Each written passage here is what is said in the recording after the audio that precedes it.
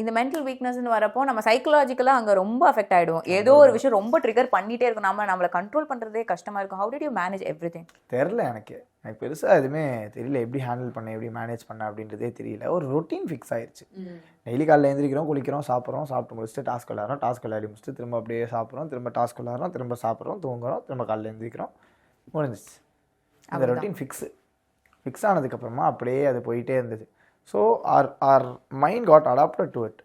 So it got adapted and next என்ன இதான் பண்ண போகிறோம் அப்படின்றதுல வந்துட்டு வி வர் வெரி கிளியர்.